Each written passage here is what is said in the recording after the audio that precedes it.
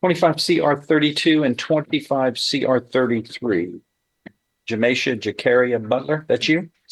And evading arrests or detention and escape. Ladies and gentlemen, welcome to today's coverage of one of the most shocking cases to come out of Beaumont, Texas. A routine arrest took a horrifying turn when a police officer was flung from a moving vehicle, left unconscious and bleeding in the street while a crowd stood by, mocking and recording the tragic scene. Now, the two women at the center of this disturbing incident, 28-year-old Jamaysha Butler and 22-year-old Melissa Bell, are facing serious charges in court. Butler accused of intoxication assault and evading detention, resulting in serious bodily harm, was behind the wheel when the officer was thrown to the pavement. Bell, meanwhile, is charged with assaulting an officer, resisting arrest, and multiple other offenses. Stay tuned as we take you inside the courtroom for the first hearing in a case that has sparked outrage across the country. I'm going to need some files, please. Thank you. The 930. Yeah, that's okay with me. Here's another file from that previous, and we'll wait on that. Give me a bunch of them. Okay. Here's half. Which half is this? The good half or the bad half? Depends on how you look at this.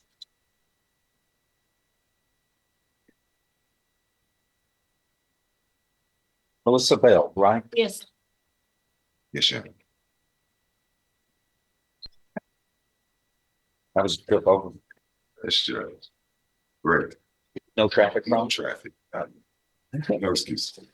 It's all over in Butte. Everything is in Beaumont now. All the traffic is in Beaumont. The Yes. problems on the road. All right. In this case, 25 CR 31, you are Melissa Bell, charged with the second-degree felony of assault on a peace officer. All right, Mr. Cole, it's an announcement. What are we going to do? Yeah, I have went in on the media discovery. What's the hold up on that? Anything? Can I help? No, Judge, I think she'll be ready this week. Okay. Yes, sir. Okay. 3 more weeks. That's all I need. I'm going to make a request, Your Honor. Yeah. My client does have a GPS monitor, and I can. Yeah. Why did we do that? It was a reason. That's what I'm trying to figure out. She's never been in no trouble. Well, This is a alleged incident, one-time occurrence for her. She's not a threat to the society. what'd you say? She's not a threat to the community. You don't have to worry about her. That's the But she got indicted for a crime that can put her in prison for 20 years. Somebody, the grand jury thinks somebody probably committed a crime. Let's see why they did that. This is one, Your Honor, where they were, Miss Bell and another lady were dancing there in the parking lot at Little Woodrow's, The and JP bond condition GPS ankle monitor must remain in Jefferson County, Texas. You live here in Jefferson now? I do. Okay. Go ahead. they were dancing there, and the officer attempted to They were what? dancing in the parking lot there with the car parked in the middle of the roadway where you couldn't get by, and the officer asked them to move the vehicle. They didn't. He attempted to then arrest Miss Butler for Who's Miss Butler? she's the co-defendant. Well, she was also, or I don't want to say co-defendant necessarily, but she was arrested as well that night for the officer when he attempted to arrest her. Miss Bell, I believe, is the sister, is related to Miss Butler, and she went over there and attempted to stop the officer from arresting Miss Butler. At that point, the officer then turned to arrest Miss Bell, and as he arrested Miss Bell, he alleged that she had kicked or punched him, and then also he went to then arrest Miss Butler, who got in her vehicle, proceeded to take off. The officer tried to jump in the back of the vehicle and was essentially fell out of the vehicle, the convertible, and hit his head on the concrete. Miss Butler then proceeded to go to her house with her vehicle. Officer located her there. She then fled on foot. But Miss Bell, who's here before us today, she did not flee on that day. I'll say that What did she do? she's arrested for striking the officer or kicking. Allegedly, Yes, sir. allegedly. We haven't seen any video.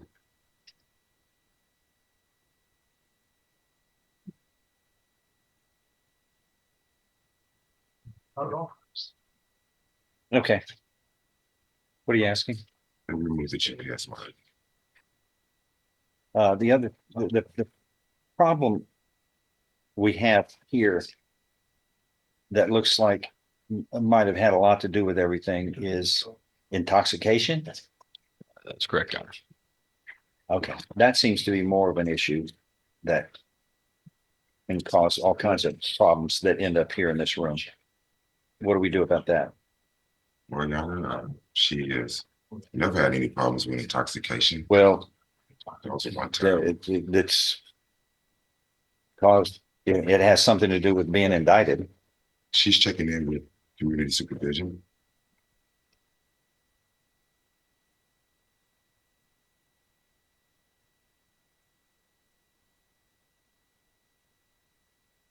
We're gonna do something here. I'm not sure GPS is necessary, I don't believe so either. Judge. but I'm gonna do something with alcohol. They do have the ankle monitor that is essentially the alcohol monitor as well, Your Honor, or the intoxilizer to be ordered. Was DUI case. Right.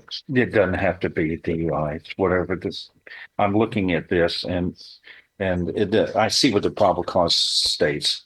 And unless this is normal activity for her, that must have had something to do with it.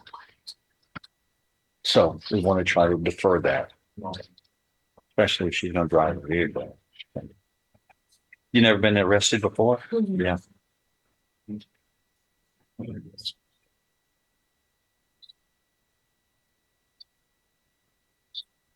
Well, how much time do you need on this, on the reset?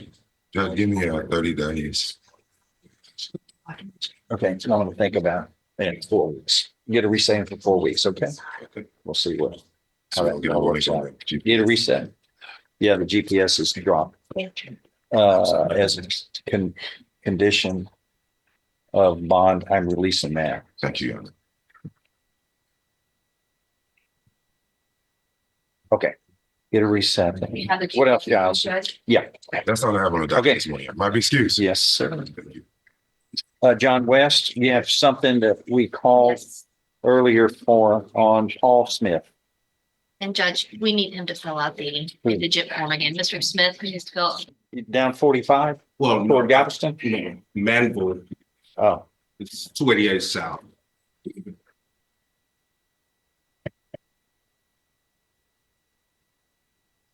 okay, I've got 2 cases, right? That's great. 25 CR 32 and 25 CR 33. Jamaysha Jakaria Butler, that's you? And evading arrests or detention and escape. And this is actually the other individual from that, what we just described, the previous. Okay, these are, well, you got a 3rd-degree felony in 32, and in 33, that's a 1st-degree felony. And so one, you're looking at up to 10 years in prison, the other up to life in prison. Okay, so serious, let's deal with this responsibly. What are we going to do today? Well, Judge, I've spoken with It's an announcement. I'm sorry, I'm spoken with Mr. Pope Who? yesterday. I'm sorry, Judge.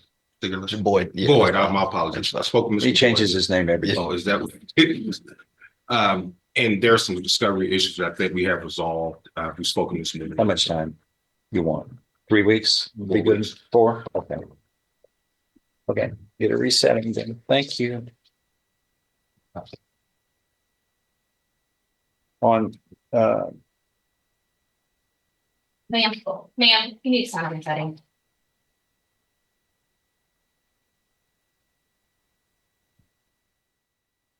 okay, Judge, I'm going to ask the court to release the requirement of bond Okay, condition. your defendant's name again. Ms. Butler, Mr. Judge. I'll need, thank you. Let me look at it. real quick.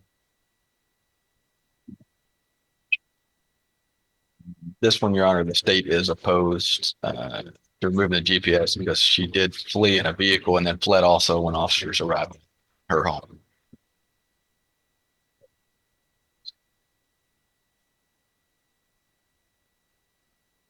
Okay, you.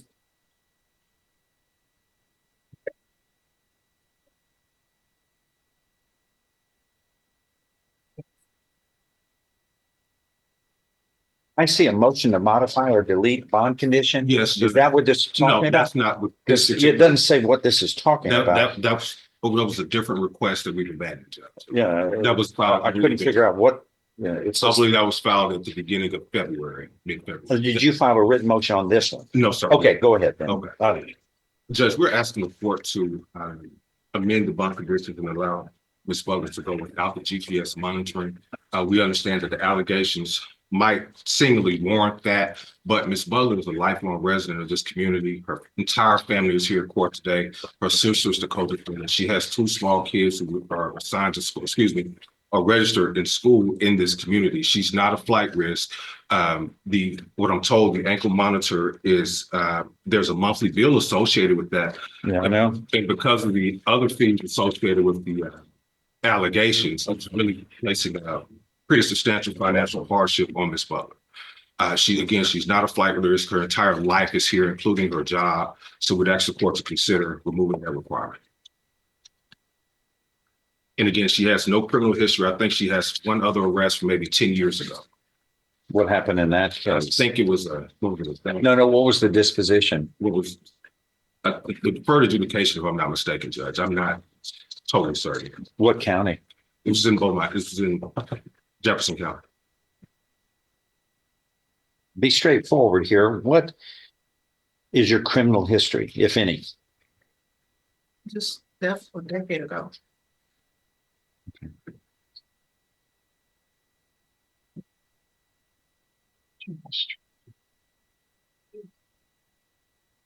And that was a misdemeanor though, wasn't it? Yes, sir.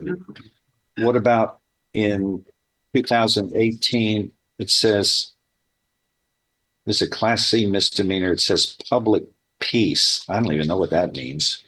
I've never heard of such a thing.